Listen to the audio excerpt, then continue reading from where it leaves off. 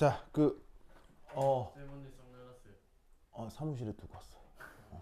자, 뭐냐, 저번 목요일 날, 그저께 목요일 날, 저 거제도에서는 무슨 수업을 했었냐면, 그 간단한 연력학 수업을 했어요.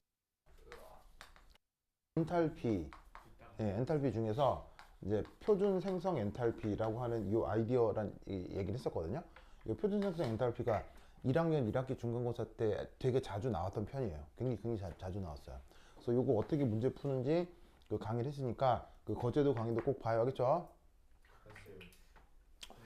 민성 안 볼 거야? 꼭 봐야 돼. 알겠죠? 봐야 돼요. 그래서 요 거제도에선 연력학 강의를 했으니까 꼭 보시고요. 피카송 봐야 되겠어, 안 봐야 되겠어? 봐야죠. 그리고 저녁에는 어디 수업하고 있어 지금? 요즘 저녁에는 용액 하고 있는 거 알죠? 용액. 성인이 안 보고 있는 것 같은데? 용이 봤어요. 용 영어로 뭐라고 해요? 솔버시 맞나요? 봤어요 진짜. 진짜로요? 아니, 첫 편만 봤다고요? 시간이 오늘 다 몰라가지고 뭐라고 뭐라고. 그래요? 솔루션. 그래서 저녁에는 용액 수업하고 있으니까 이것도 꼭 차근차근 보세요. 1학년 때 그 1학년 1학기 때 용액 부분도 그 출제됐던 그 뭐냐면 때가 많았기 때문에 이거 꼭 같이 공부해야 됩니다. 알겠죠? 그리고 이제 드디어 오늘이 마지막 시간이잖아요. 중학생으로서의 마지막 시간. 그렇죠. 그렇지 않나요? 중학생으로의 마지막 시간이죠. 그래서 다음 주부터 고등학생이 되는 겁니다. 안 되나요? 안 되나요? 자, 중에도 이걸로 수업하는 거예요? 뭐라고요? 학기 중에도 이 책으로 수업하는 거예요? 학기 중에는 학교 선생님 자료가 나오면 그걸 보고 하는 겁니다. 학교 선생님 수업 자료가 나오고 학교 진도가 정해질 거 아니에요. 그러니까 지금 내가 하고 있는 거는 그 수년째 대강 이랬다예요. 수년째 대강 이랬다고. 실제 당장 교사가 맡아서 무슨 진도를 할지는 아무도 몰라요. 그리고 또 이번에 커리큘럼 약간 그 교과목 제목이 약간 바뀌었다고 했죠. 그거에 영향이 있을지는 또 모르겠거든요. 그래서 이게 뭐냐면 과거는 그냥 뭐 통합과학, 화학 2 이랬는데 요즘 그 뭐냐면 이 올해 뭐 커리큘럼 바뀌어가지고 뭐 무슨 뭐 화학과 에너지 이게 되게 이름이 이상하게 바뀌었더라고요. 그래서 이름을 바꾼 만큼 또 그 뭐냐면은 그 이제 교사들이 그 진도 순서를 어떻게 할지는 모르겠어서 교사가 학교 수업하고 자료 나오면 그걸로 바로 내가 또 결정해서 또 그거에 맞게 또 수업할 거야. 알겠죠? 근데 이제 지금 나눠드렸던 자료는 뭐 언제든 가지고 있으면 편하게 쓸 수 있거든요. 내가 또 문제집도 만들어줬잖아요. 그것도 뭐 그 나눠진 문제집은 그냥 모든 종류의 문제를 다 넣어놨어요. 모든 종류의 문제를 넣어놔서 문제 개수도 좀 많고 무슨 말 되겠어요? 그래서 이제 필요할 때마다 언제건 꺼내서 보시면 되는 거니까 막 버리지 말고 예를 들면 뭐 기체 파트 문제가 있으면 좋겠다 하면 그거 다시 꺼내 보시면 돼요. 뭐 용액 분자간 인력 공부하고 싶다 그럼 다시 또 그거 꺼내서 보시면 돼요. 그렇죠? 그래서 이 교재는 버리지 말고 갖고 있다가 필요할 때 꺼내서 쓰도록 하세요. 자, 그리고 또 뭐? 오늘은 그래서 시험이 없어요. 시험이 없다고. 아까 시험 없다 그랬잖아. 응? 그래요? 못 들었겠지. 그러네요. 응? 자, 어쨌건. 자, 그래서 근데 다음 주부터 수업이 시작되잖아요. 그래서 그거 창원 과학고는 몇 시부터 몇 시까지? 밤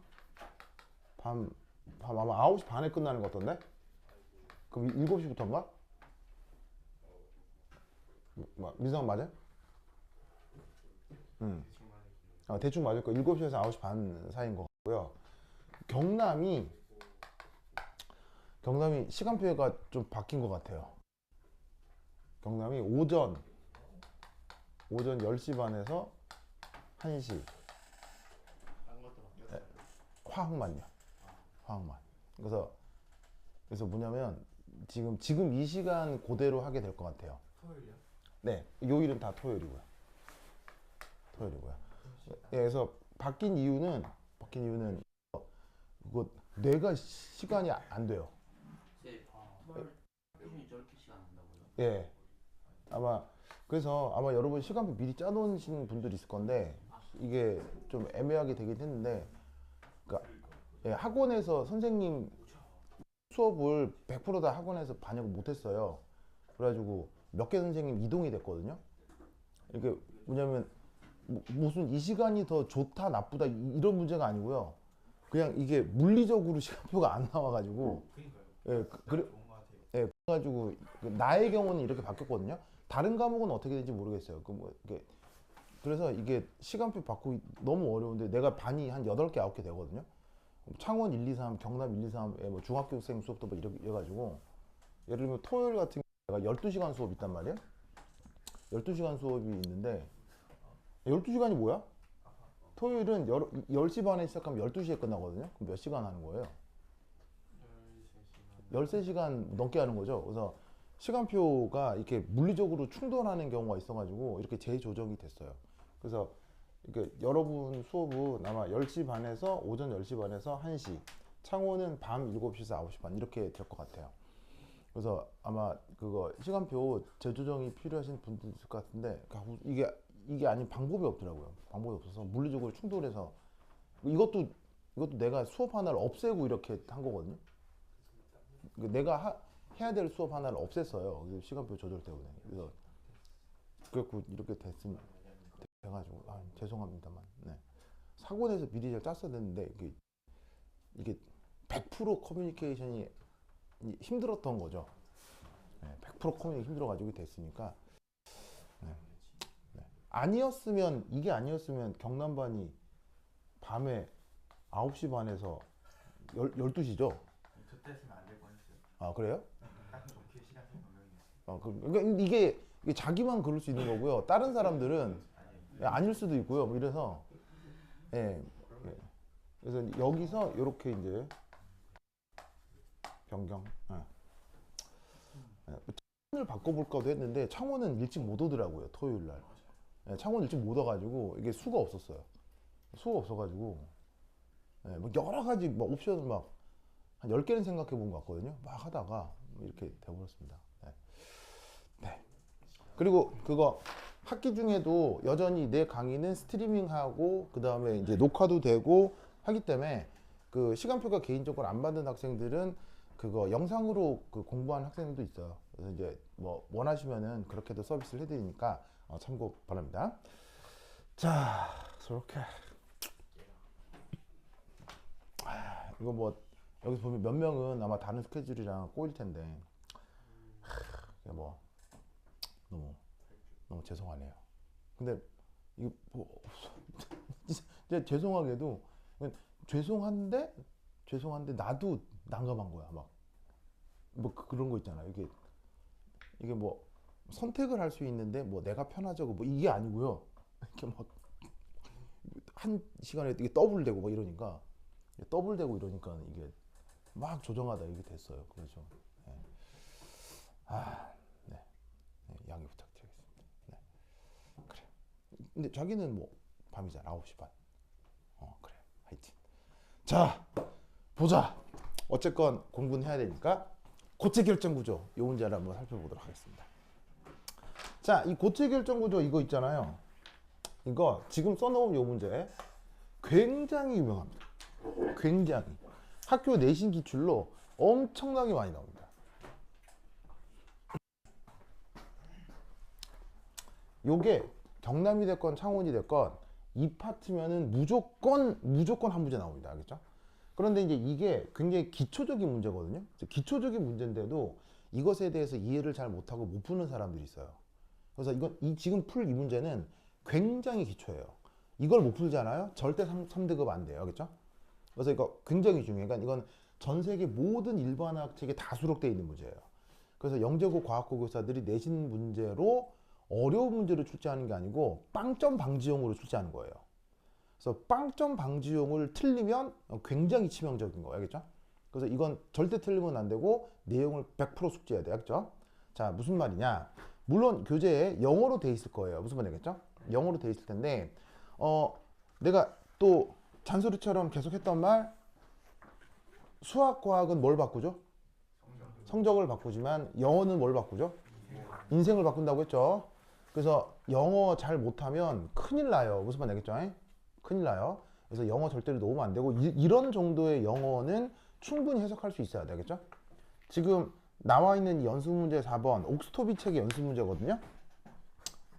요거 옥스토비 책의 연습 문제인데 여기 나와 있는 정도의 영어가 안 된다. 그러면 매우 곤란합니다. 당장 어디서? 3학년 때. 3학년 때 그거 만약 화학이나 물리 선택하면 문제 영어로 나오는 건 알죠? 그래서 이 정도 영어도 안 되면 큰일 납니다. 알겠죠? 큰일 납니다. 그래서 영어 공부 소리 하시면 안 돼요. 알겠죠?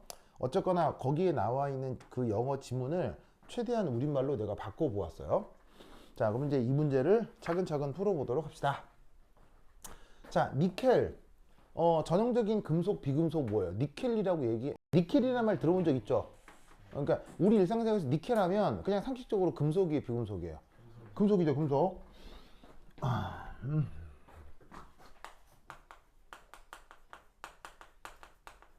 그래서 금속은 보통 기체로 존재해요, 금속 덩어리예요, 보통.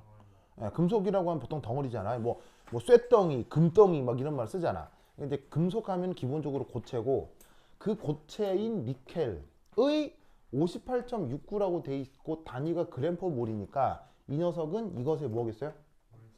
바로 얘의 몰 질량이겠죠. 그래서 이 원소의 몰 질량이 있고 이게 이제 고체로 존재할 때 그 고체의 배열 방식이 FCC래요. FCC. 바로 지금 여기 제목에 있는 FCC.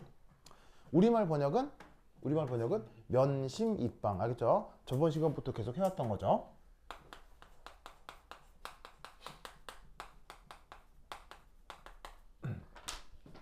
자, 그런데 이 녀석의 그 결정 구조에서의 밀도가 8.9g 세제곱 센티미터랍니다. 나와 있는 정보는 이게 다예요. 이 녀석의 원자량 정보하고 이 녀석의 밀도 정보. 아시겠죠? 이게 다입니다. 참고로 물의 밀도는 얼마입니까? 물의 밀도는 1g 세제곱 센티미터죠. 대강 생각을 했을 때. 그러면 얘가 8이 되니까 물에 넣으면 당연히 뜨겠어요? 가라앉겠어요? 가라앉고 그게 보통 금속이다. 그렇죠? 몇몇 이상한 금속 제외하고는 금속은 기본적으로 물보다 밀도가 크고 물에 넣으면 가라앉죠. 그래서 이제 그런 상황에서 이 나와 있는 이 두 데이터 그리고 FCC 이 세 개의 데이터를 이용해서 여기 나와 있는 선택지 1, 2, 3을 한번 판단해보라 이런 말입니다. 됐습니까? 됐죠? 자, 그럼 이제 우선 뭘 이해를 해야 되냐면 FCC가 뭔지를 알아야 되겠죠. 무슨 말이겠죠? 자, 당연히 저번 시간에 엄청 했기 때문에 이 FCC와 관련된 모든 정보를 내가 암기하라고 했었죠. 암기 외우셔야 돼요.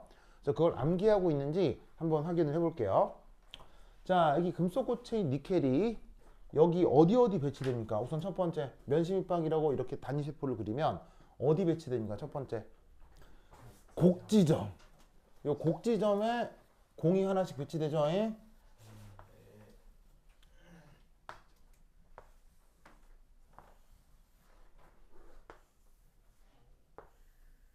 자, 그리고 또 어디에 공이 하나씩 더 배치되냐면 면의 중간, 이 면의 중간, 면 중간, 면 중간, 그리고 면의 중간에 하나씩.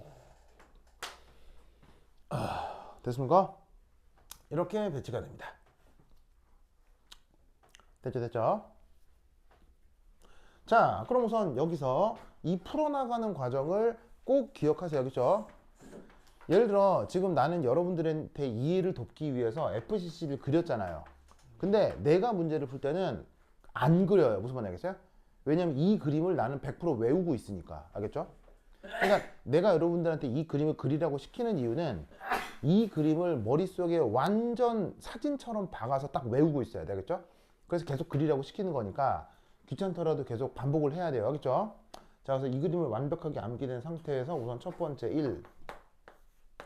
유니셀의 원자 개수 몇 개예요? 몇 개예요? 지원 몇 개? 4개라는 거 알겠죠? 4개. 꼭지점에 있는 건 얼마씩 포함되죠? 8분의 1. 면에 있는 건 면에 있는 건 2분의 1씩 들어가죠. 그래서 요만큼이 8분의 1이고 요만큼이 2분의 1이고 그래서 다 카운팅하면 4개. 그럼 여기서 두 번째 이 자, 그러면 이제 원자의 수가 4개인데 그럼 이때 여기서 니켈 원자 1개 질량 이건 어떻게 표현하면 될까요? 니켈 원자 1개 질량은 어떻게 표현할 수 있죠? 니켈 원자 1개의 질량은 얼마예요? 자, 여기 지금 뭐가 나와 있냐면 이 녀석의 몰 질량이 나와 있죠. 몰 질량은 몇 개의 개수예요? 1몰 개수의 질량이죠. 그러니까 10의 23승계 정도 모여 있으면 그게 이 녀석의 질량이라는 얘기죠. 그렇다면 이 니켈이라는 원자 1개의 질량은 어떻게 표현할 수 있겠어요? 바로 여기에 있는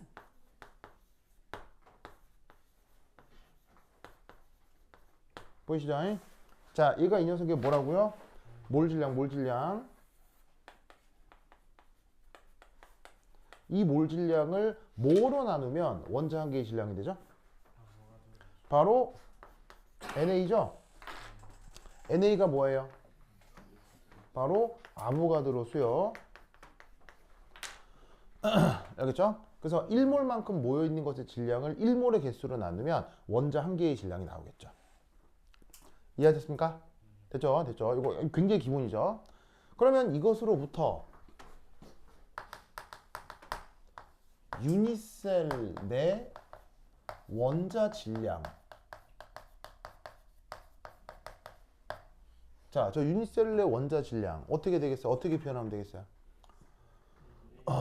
자, 그러면 유니셀 안에 들어있는 요 정육면체 속에 존재하는 원자의 총 질량은 요 두 개를 조합해서 어떻게 표현하면 되겠어요? 요 두 개를 곱하면 될 거 아니에요. 원자 1개 질량이 이건데 원자가 몇 개 있다고? 이 안에 4개 있으니까 요 두 개를 곱하면 된다 이런 말이죠. 알겠죠? 그러면 그때 그 질량은 어떻게 4 곱하기 58.69 g per 몰 나누기 NA. 됐죠? 자, 그리고 이때 편의상 여기서부터 여기까지 요 거리를 A라고 하겠습니다. 저 거리를 A라고 하겠습니다. 보이시죠? AA. 자, 그러면 얘가 이제 뭐냐? 저 유니셀의 한 변 길이라고 얘기해 보죠. 유니셀의 한 변 길이.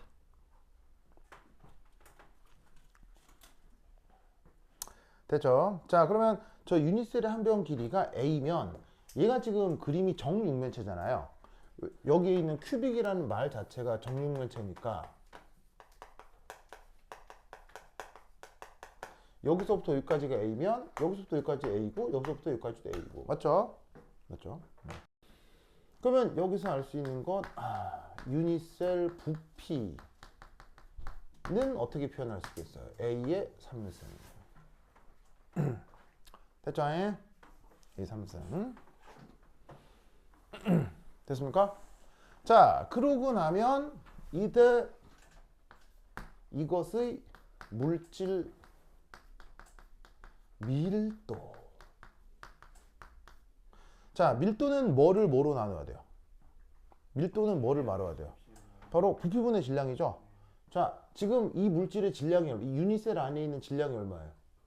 요만큼이죠. 그러면 4 곱하기 58.69 g per 몰 나누기 야보가드로 수.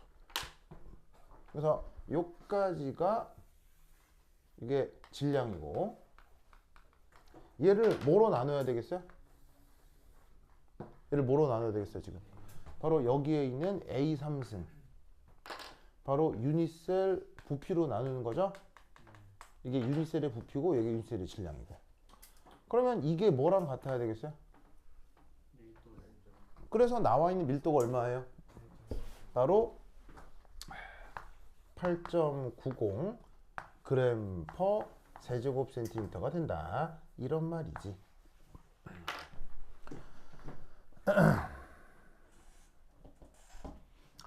됐습니까? 됐죠? 그죠? 자, 그럼 이때 여기에서 우리는 뭘 구할 수가 있다는 얘기예요. 자, 사실 아보가드로 수도 아는 숫자예요, 모르는 숫자예요? 아는 숫자죠. 아는 숫자이기 때문에 여기서 뭘 할 수 있다? 여기에 있는 A라고 하는 녀석을 구해낼 수 있다라는 거죠. 그럼 이때 이 A를 어떻게 구할 수 있느냐? A는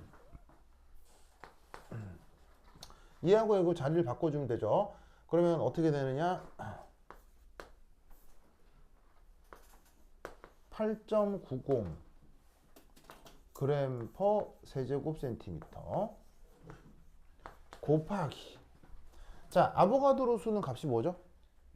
아보가드로 수는 값이 6.02 곱하기 10의 23승이죠.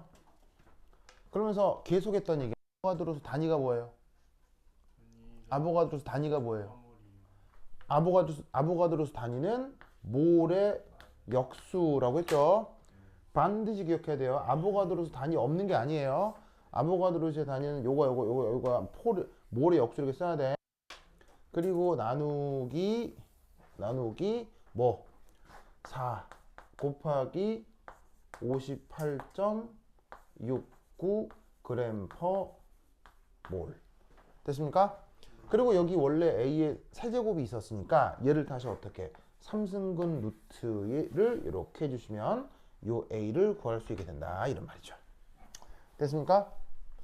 그러면서 내가 항상 했던 말이 뭐냐면, 자연과학에서는 숫자가 중요하다고 그랬어요? 뭐가 더 중요하다고 그랬어요? 자연과학에서는 단위가 훨씬 중요하다고 했죠. 그럼 여기서 단위들을 한번 살펴보면 없어지는 단위들이 있을 거예요. 어떻게 약분이 되겠어요? 우선 몰 약분되죠. 그리고 그램 약분되죠. 맞아요? 그러면 어떤 단위만 남아요? 세제곱 센티미터만 남잖아요. 그럼 세제곱 센티미터를 다시 3승구 루트를 취하면 이 녀석의 단위는 뭐가 된다는 거예요? 센티미터 단위가 나올 수밖에 없다는 얘기예요. 무슨 말이겠죠? 그래서 계산기를 이용해서 얘를 계산하는 거지. 혹시 지금 계산기 가진 사람 있습니까? 계산기 가진 사람 없어요? 학교에서 안 줬어요? 아, 줬어요? 아, 계산기 안 가지고 왔어요? 아니, 내가 계산기 한번 가져오라고 할걸. 그리고 앞으로 그거 뭐냐면은 뭐 꼭 내 수업이 아니더라도 계산기를 지급받은 이상 계산기는 항상 가지고 다녀야 돼요. 알겠죠? 수업을 하건 말건, 학원에 가건 말건, 어딜 가건 계산기는 항상 들고 있어야 돼요. 무슨 말 알겠죠? 계산기는 여러분들에게 뭐랑 똑같은 거냐면 군인에게 총이랑 똑같은 거예요. 총 놓으면 군인 아니죠. 계산기 놓으면 학생 아닌 거예요. 무슨 말 알겠어요? 그러니까 어디나 계산기를 들고 다니고 그 계산기를 활용해서 계산을 하고 있어야 돼요. 왜냐?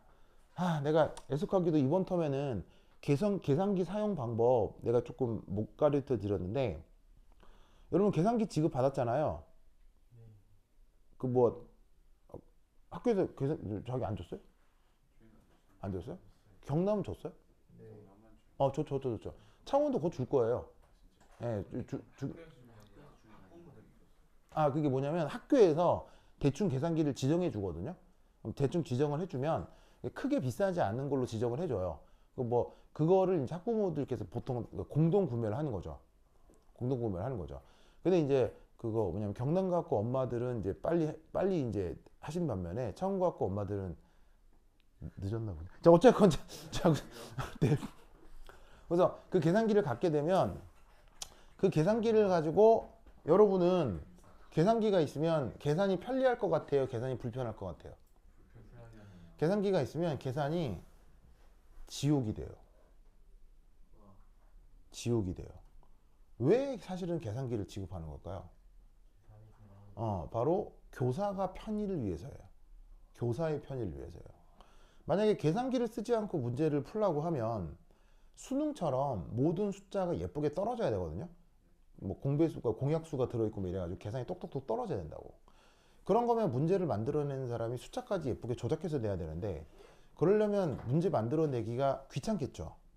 그래서 평소에 그러기 싫기 때문에 계산기를 나눠주는 거예요. 무슨 말 되겠죠?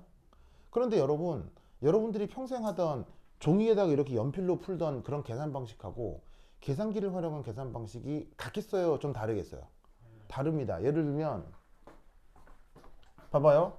6.02 곱하기 10의 23승이라고 손으로 쓰는 건 아무것도 아닌데 이걸 계산기에 입력한다라고 하면 편하겠어요? 불편하겠어요? 매우 불편해요. 무슨 말인지 알겠어요? 우선 분수 표시도 해야 되죠.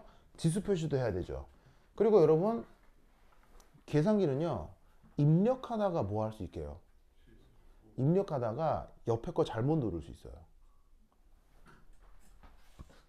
6.02 곱하기 10의 23승이라고 해야 되는데 2라는 버튼 옆에 1이 있거든요. 무슨 말인지 알겠어요? 이게 숫자가 1, 2, 3, 4, 5, 6, 7, 8, 9 이렇게 있단 말이에요. 2 눌러야 되는데 슬쩍 누르다가 같이 눌려가지고 1이 터치가 되면 이 이후에 계산은 어떻게 되겠어요? 이 계산은 볼 것도 없어요. 무슨 말인지 알겠어요? 그냥 망하는 거예요. 이 계산기가 좋은 게 아니고 계산기가 엄청 무서운 거예요. 그래서 여러분 컴퓨터 처음 배울 때 무슨 연습해요? 컴퓨터 처음 배울 때 타자 연습하죠. 그래서 계산기도 어떻게 해야 돼요? 계산기도 터치하는 연습을 계속 해야 돼요. 계속 해야 돼요. 내 계산기에 숫자와 펑션 키가 어디에 있는지를 아주 익숙하게 안 보고 누를 수 있어야 돼요. 무슨 말 알겠습니까? 그래서 계산기를 지급받았다면 앞으로 수업 시간이건 학원이건 학교건 평소건 계속 들고 다니면서 어떤 계산이 있으면 계속 두드려 봐야 돼요. 알겠죠? 그래야 이거 입력할 때 실수 안 합니다. 종이로 풀다가 이거 실수하면 오차가 크지 않은데 계산기 잘못 눌러버리면 끝나요. 이거는 구제가 안 돼요. 그러니까 그 계산기 활용하는 것에 대한 연습이 필요하니까 지급받은 계산기는 꼭 항상 소지하고 다녀요. 알겠죠? 알겠습니까? 그래서 나중에 또 학교 중에 나하고 수업을 계속하게 되면 계산기를 활용한 되게 재밌는 테크닉들이 많아요. 그것도 나중에 그 차근차근 말씀드리겠습니다. 그리고 계산기를 또 실수 없이 쓰는 방법이 있어요. 계산기를 터치할 때 실수가 있을 수 있다는 건 계산기 제작 회사들도 알겠어요? 모르겠어요? 압니다. 그래서 계산기 제작 회사에서 계산기를 터치할 때 그 입력의 오류를 줄여주는 테크닉들이 있어요. 무슨 말인지 알겠어요? 그런 테크닉이 계산기에 다 있어요. 그럼 그런 걸 아는 사람하고 모르는 사람하고 같겠어요? 다르겠어요? 다르겠죠? 무슨 말인지 알겠어요? 그런 걸 다 말씀드릴 거예요. 알겠죠? 그래서 앞으로 계산기가 생기면 언제나 들고 다녀야 돼요. 알겠죠? 그냥 주머니에다 넣어놔야 돼. 내가 계산기 한번 툭 꺼내야 돼요. 무슨 말인지 알겠죠? 그래서 계산기는 여러분 편리하자고 주는 게 아니에요. 오히려 여러분들에게 또 하나의 과제가 되는 거예요. 그래서 연습해야 돼요. 알겠죠? 오케이. 그래서 어쨌거나 계산기에 놓고 얘를 톡톡톡 삼승원 노트 이런 걸 계산기로 치는 게 굉장히 곤란할 수 있다고요. 요런 입력이 아주 까다로울 수 있어요. 계산기 기종마다 달라요. 또 알겠어요? 여하튼 이런 것들이 훈련을 받아야 된다. 그래서 놓고 계산을 하면 어떤 값이 나오겠죠? 나오겠죠? 그 값이 얼마로 표현되냐면 아마 하면은 값이 3.53 곱하기 10의 마이너스 8승 센티미터 이렇게 나오게 될 겁니다. 여기 센티미터 세제곱이 있으니까 그 세제곱 빼면은 센티미터를 바깥쪽으로 뺄 수 있겠죠. 그래서 이때 저 A는 3.53 곱하기 10의 마이너스 8승 센티미터다. 됐죠? 됐죠? 이 논리를 꼭꼭 기억해 두시기 바랍니다. 오케이, 됐다. 자, 그런데 지금 이 문제는 이걸 구하라는 게 아니고요.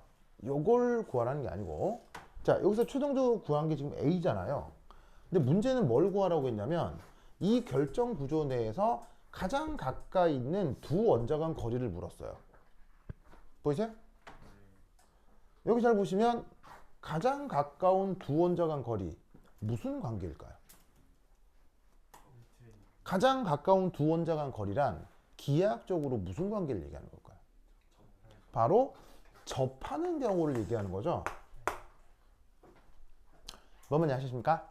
알겠습니까? 바로 예를 들면 여기서부터 요까지요.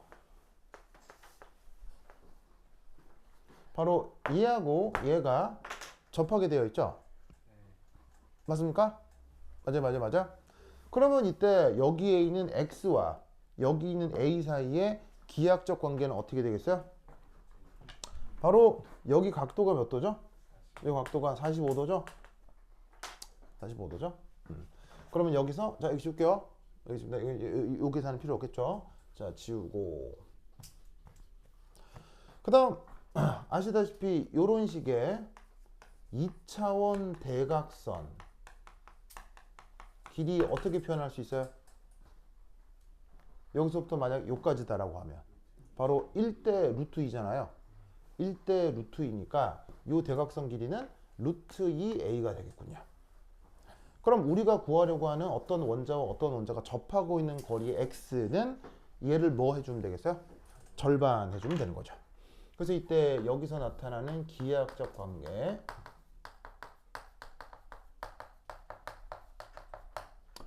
어떻게 될 거냐? 바로 x가 대각선, 그러니까 2차원 대각선의 절반 이렇게 표현이 되겠습니다. 됐습니까? 그러면 이때 여기에 이 A 자리에다가 뭘 넣으라는 얘기예요. 바로 여기 있는 A를 이 자리에다가 이렇게 숑 이렇게 넣으라는 얘기죠. 넣고 계산하면 값이 뭐가 나오느냐? 2.49 곱하기 10의 마이너스 8승 센티미터 이렇게 표현할 수 있다는 얘기죠. 그래서 요 1번, 요 괄호 1번의 답은, 최종적인 답은 이겁니다. 어떻게 푸는 건지 알겠죠? 알겠죠? 어려운 문제 아니고요. 아주 기초적인 문제입니다. 근데 이거를 여러분들한테 몇 명 물어보니까 모르겠어요 라고 답하는 거예요. 여러분 이거 모르겠다고 하면 3등급 못 넣습니다. 아시겠어요? 이거 모르겠다고 하면 서울권에 있는 대학 들어가기 어려워요. 무슨 말인지 알겠죠? 그러니까 적어도 서울권에 있는 뭐 한양대나 뭐 성균관대 같은 핫바리 같은 서울에 있는 대학 있잖아요. 그런 데를 가려면 이런 정도의 문제는 꼭 풀 수 있어야 돼요. 무슨 말 알겠죠? 그래서 내가 지금 어떤 순서로 풀었는지 알겠죠? 꼭 기억하시고요. 그 다음, 예. 책의 숫자 밑에 음. 작은 이가 있어요. 아, 그거는 이제 그 유효 숫자라는 개념인데, 그 유효 숫자라고 하는 건 당장은 모르셔도 되고 나중에 기회가 되면 다시 한번 말씀드리겠습니다. 보통은 2학년 2학기 화학 실험 과정과 3학년 1학기 일반화학 과정에서 유효 숫자를 언급하거든요. 그래서 이제 그때에 대한 다시 말씀드리고요. 우선은 그냥 계산기로 뚝뚝뚝 두드리면 이렇게 나온다. 우선 요런 정도만 기억해 둡시다. 자, 됐고요. 자, 그 다음 여기서 또 하나. 이게 무슨 뜻이에요? 이게 뭔 뜻이에요? 자, 우선 뭐 어떻게 읽어요? 여기 우선 센티라고 읽죠? 센티의 뜻은 바로 10의 마이너스 2승이죠? 그래서 이때 얘 답을 적으라고 하면 돼요. 잘 적은 거야. 좋아요. 이렇게 해도 돼요. 알겠죠? 되는데 어떻게 적기도 하냐면 이거 10의 마이너스 8승 나오죠? 뭐 8승인지 9승인지도 이거 계산하면 나오는 거고요. 마이너스 8승이죠? 그럼 마이너스 8승이 마이너스 2승이 곱해지면 마이너스 몇 승이 되는 거예요?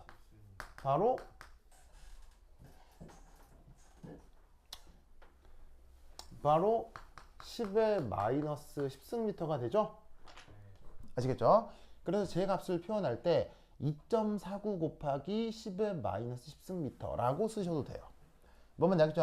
그렇죠? 그리고 얘를 또 다르게 어떻게 표현해도 되냐면 2.49 옹스트롬이라고 써도 됩니다. 많은 그 교재에서는 이런 식의 표현이 더 많습니다. 자, 여기 희한한 표현 하나 나와 있는데 A라고 쓰고 위에 동그라미를 썼죠. 이게 그 스웨덴어예요. 스웨덴어 뭐 어떤 북유럽 언어라서 영어가 아니라서 이게 철자가 내가 지금 가물가물하거든요. 이게 스웨덴어인가 뭐 그래서 발음은 이렇게 얘기해요. 옹스트롬 뭐 이렇게 읽으시면 돼요. 근데 이게 스웨덴어라서 내가 뭐 어떻게 철자가 가물가물해서 어디 그 나중에 네이버 같은 데 찾으면 나오거든요. 그래서 A 제로라고 쓰고 뭐라고 읽는다고? 옹스트롬. 그리고 뜻은 뭐라는 얘기예요? 뜻이 뭐겠어요? 10의 마이너스 10승미터. 요걸 옹스트롬이라고 해요. 알겠죠? 미국 사람 아니에요? 네, 뭐라고요? 미국 사람 아니에요? 모르겠어요. 아까 그거 따와서 좀 예? 암스트롱은 1960년대 저 달 간 사람 그 사람 얘기하는 거예요? 전혀 관계없는 사람이에요. 그거 아니 그렇게 알고 있네요. 에? 아니에요, 아니에요. 아니에요, 전혀 아니에요. 네, 이거는 이 사람은 이게 사람인지 뭔지도 모르겠어요. 그 언어 자체가 스웨덴어예요. 스웨덴어인지 덴마크어인지 뭐 이렇게 노르웨이어인지 북유럽 언어예요. 닐 암스트롱이 우주에서 뭐 어떻게 해가지고 10년 마이너스 10천 가고 아니 10 아마 스웨덴어 맞는데. 스웨덴어예요. 아 몰라 암스트롱이랑 옹스트롱이랑 관계 있었는데. 암스트롱 옹스트롱. 와 한번 찾아봐요. 한번 옹스트롱 한번 찾아보세요. 몰라 또 이렇게 또 내가 틀릴 수도 있는 거니까 찾아보세요. 뭐라고 돼 있어요? 1800년대 붙여진 건데. 1800년대 붙여진 거라는데요. 할아버지네 할아버지. 진짜 관련 있는 걸로 알고 있었어. 그런가요? 나는 금시초문이긴 하네요. 아니 뭐 사실 뭐 내가 다 아는 건 아니니까. 근데 이건 억수로 오래전부터 써왔던 거거든요. 억수로 오래전. 그리고 이게 이제 왜냐하면 아니잖아. 스웨덴 안데르스 요나스 옹스트림에서 나왔다. 예. 그 사람이 뭐 일단 어쨌든 안 보였어. 예, 이거 왜냐하면 왜 얘를 기준으로 하는 걸까요? 10n-10승이 당최 뭐길래 이렇게 줄여 쓴 걸까요? 여러분 봐봐. 보통 줄임말을 쓰는 건 무슨 필요나 의미가 있어요? 그냥 하는 거예요. 그냥 필요나 의미가 있기 때문에 정하는 거지 그냥 줄임말을 쓰는 게 아니라고요. 이것도 일종의 줄임말이잖아요. 그럼 이게 무슨 의미가 있겠죠? 무슨 의미일까요? 이게 사실은 원자 한 개의 대략의 크기예요. 원자 한 개의 크기가 대략 1옹스트롬이에요. 왜겠어요? 잘 보세요. 지금 구한 X 이게 지금 얼마예요? 이게 지금 구한 X 이게 얼마예요? 2.49옹스트롬이잖아요. 그럼 이거의 절반이 뭐겠어요? 이거의 절반이 원자 반지름일 거 아니에요. 바로 옹스트롬이 원자마다 당연히 다 같지는 않겠지만 원자의 대략의 반지름을 얘기하는 거예요. 무슨 뜻인지 알겠어요? 그러면 원자에 대한 연구는 언제부터 됐어요? 원자에 대한 연구는 19세기 말에서 됐단 말이에요. 19세기 말에. 그럼 19세기 말부터 원자에 대한 연구가 됐기 때문에 옹스트롬이라고 하는 개념은 19세기 말에 성립됐을 가능성이 매우 크겠죠. 그러면 1960년대에 닐 암스트롱하고 무슨 관계가 있을지는 그거는 좀 아닌 것 같아요. 네, 그런가요? 네, 그러니까 뭔가 어디서 뭐 이렇게 와전된 것 같기도 하고 뭐 그러네요. 네. 암스트롱이라는 이름이 붙는 사람 중에 또 하나 있죠. 그 자전거 선수. 예, 닐 암스트롱은 저기 달 갔다 온 사람이고 암스트롱 중에 랜스 암스트롱이라는 사람 있죠. 자전거 선수요. 예, 그 사람이 수십 년 동안 약물 도핑을 통해서 전 세계 세계 기록을 닦았던 사람 있죠. 예, 그 사람 이름이 또 암스트롱이죠. 예. 그래서 이제 그 약물 그 약물 도핑으로 전 세계 세계 기록을 깼던 그 암스트롱의 그 의지를 길어서 1960년대 이제 달 착륙을 했던 우주 비행사 이름을 닐 암스트롱으로 지은 거죠.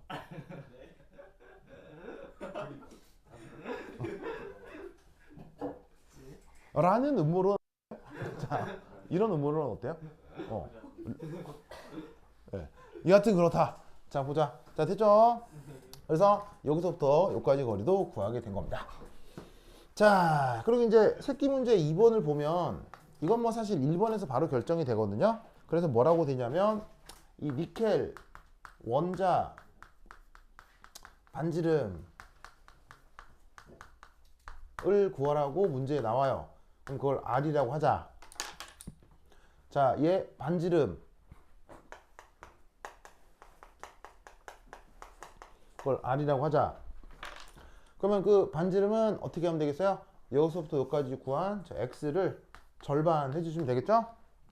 그러면 이 경우 거리는 1.24, 뭐 1.25 옹스트롬 정도 된다 라고 얘기해 주면 되겠죠. 뭐 2번은 1번 보면 바로 되는 거니까요. 자, 그 다음 세 번째는 뭡니까? 세 번째는 What is the radius of the largest atom that could fit into the interstices of a nickel lattice, approximating the atoms as spheres. 자, 3번은 뭐겠어요? 이거는 3번은 뭐 구하라는 거겠어요? 제대로 들어가 있어. 3번은 뭘 얘기하는 거겠어요? 자, 3번. 문장을 읽고 해석을 해드릴게요. 자, 3번 보세요. 이 정도 영어 안 되면 큰일 나요. 3번 보세요. What is the radius? 자, 반지름은 무엇이냐? 반지름 구하라는 거죠. 근데 누구의 반지름이냐? Of the largest atom. 자, 가장 큰 원자의 반지름을 구하래요. 근데 어떤 가장 큰 원자? that 이하의 수식어를 보면 되죠. could fit into. 자, fit into가 뭐겠어요? 어디에 꽉 끼어 들어갔는지요? 어디에 꽉 끼어 들어가는 가장 큰 원자의 반지름을 구하세요. 그러면 어디로 들어가느냐? into 이하를 봅시다. interstices란 말이 나오죠. 보이세요? interstices. 자, interstitial site의 복수라고 생각하면 돼요. 그래서 interstices 밑줄 치고 밑에 뭐라고 쓰면 되겠어요? interstices 밑줄 치고 뭐라고 쓰면 되겠어요? interstices 밑줄 치고 뭐라고 쓰면 되겠어요? 바로 틈새 자리. 무슨 말 되겠죠? 틈새 자리. 기억납니까? 틈새 자리. approximating the atoms as sphere. 원자들을 구라고 가정할 때. 무슨 말 알겠죠? 그렇죠? 자, 그럼 이게 무슨 말이냐? 네, 줄게요. 줄게요. 준다. 으쌰.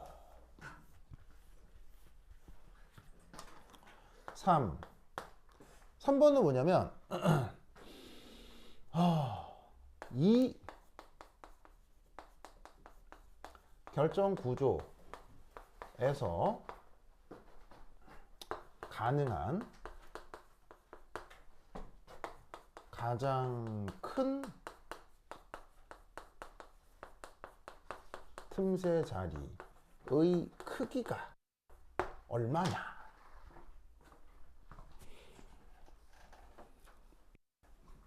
무슨 말 알겠죠? 이걸 구하라는 겁니다.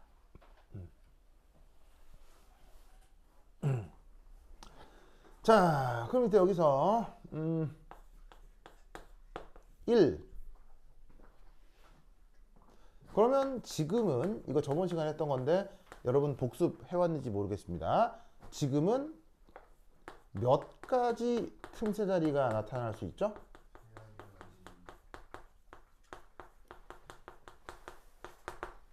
자, 지금이라고 얘기한 건 FCC를 얘기하는 거죠. FCC에서 나타날 수 있는 틈새 자리 몇 가지? 세 가지죠. 세 자리죠. 뭐뭐뭐라고 했어요. 뭐뭐뭐. 바로 옥타이드럴 8면체 자리하고 테트라이드럴 플러스 테트라이드럴 마이너스. 이렇게 세 가지가 있다고 했었죠. 자, 그리고 기억하나 모르겠는데 요 FCC 유니셀에는 옥타이드럴 몇 자리가 있죠? 네 자리. 테트라이드럴 몇 자리? 네 자리. T 마이너스 몇 자리? 네 자리. 알겠죠? 그래서 각각 요 안에 있는 원자 한 개당 각각의 틈새자들이 한 개씩 다 있다고 했어요. 알겠죠? 자, 그런데 T 플러스하고 T 마이너스는 서로 겹쳐지지 않을 뿐인 거지 서로 크기는 어때요? 크기는 같았죠. 무슨 말 알겠죠?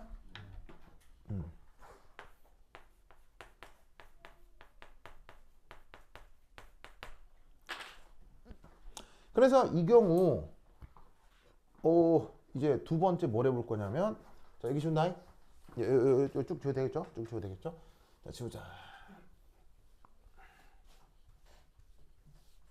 자, 그래서 이제 두 번째는 이 틈새 자리 크기를 비교해보자. 그럼 우선 첫 번째, 우선 이때 니켈 반지름은 R0 그리고 틈새 자리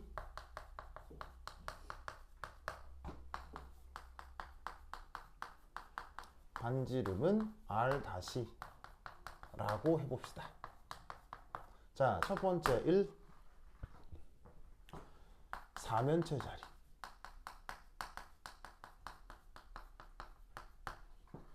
자, 외우라고 했는데 4면체 자리니까 t 플러스도 되고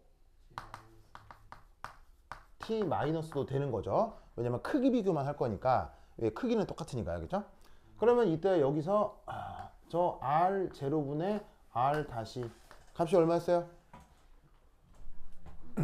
얼마였어요? 외우라고 했죠? 얼마라고 했어요? 2분의 루트 6 빼기 1이었죠? 이걸 외워야, 이런 것들을 외워야 기하학적 부담이 없어지는 거예요. 알겠죠? 이걸 안 외우면 이런 문제를 풀 때마다 여기서 기하학적으로 계속 분석하고 있어야 된다고요. 알겠죠? 그러니까 이런 사실들을 하나하나를 외우고 있어야 돼. 알겠죠? 그 다음 두 번째, 팔면체 자리에 대해서 R0에 대한 R 다시 얼마예요? 외우라고 했죠? 루트 2 빼기 1이죠? 그래서 얘는 대충 값이 얼마예요? 루트 2에다가 실제 숫자 넣고 계산기에 치면 0.25 정도 되고 루트 2는 1.414니까 0.414 정도가 되는 거죠. 됐죠? 그러면 지금 어차피 정해져 있는 니켈이잖아요. 정해져 있는 니켈이잖아요. 정해져 있는 니켈이잖아요. 이 R0 두 개는 같은 거죠. 맞죠? 뭐가 달라지는 거예요? 이 두 개에 있는 틈새 자리가 달라지는 거죠. 그럼 이 비율로부터 우리는 어디가 더 크고 어디가 더 작다는 걸 알 수 있어요? 아, 얘가 작구나. 얘가 크구나. 됐습니까? 그러면 거기에 영어에 어떤 단어가 있어요? The largest atom이라고 돼 있죠? The largest atom. 찾았어요? 밑줄 치세요. The largest atom에 밑줄 치세요. The largest atom에 밑줄 치세요. 이러시면 The largest atom 밑줄 치세요. 밑줄 쳤어요? 거기다가 뭐라고 써야 되겠어? 그냥 바로 팔면체 자리라고 써야죠. 무슨 말인지 알겠어요? 그러니까 거기 나와 있는 더 라지스트라는 말을 보고 그냥 바로 팔면체 바로 이렇게 돼야 돼요. 이걸 그려놓고 여기서 팔면체 자리가 여기 있었는데 그럼 이때 요거 반지름하고 요거 반지름 요게 B가 기하학적으로 뭔데 이렇게 생각하면 돼요, 안 돼요? 이렇게 생각하는 순간 딴 애들보다 느려요. 알겠어요? 여기서 사면체 자리가 여기 어디쯤 있었는데 얘가 얘랑 접했나 누구랑 접했나 이러고 있으면 안 돼. 무슨 말 알겠어요? 그러니까 팔면체 사면체 자리라고 하는 것들에 대해서 완전 이게 암기를 하고 있어야 된다고.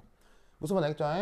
그래서 거기에 더 라지스트라는 단어를 보자마자 팔면체 무슨 뜻인지 알겠습니까? 그럼 여기서 뭘 구하라는 거예요? 이 문제는 바로 이거 말고 요걸 구하라는 거지. 됐습니까? 그러면 여기서 알 수 있는 것 따라서 지금 R 다시 당연히 이제 팔면체겠죠?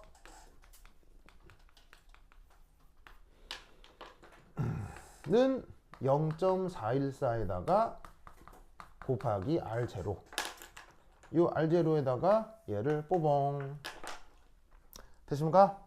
되셨죠? 그래서 계산해 주시면 이 경우는 0.52 옹스트롬 정도가 나온다 이런 말이죠. 아시겠죠?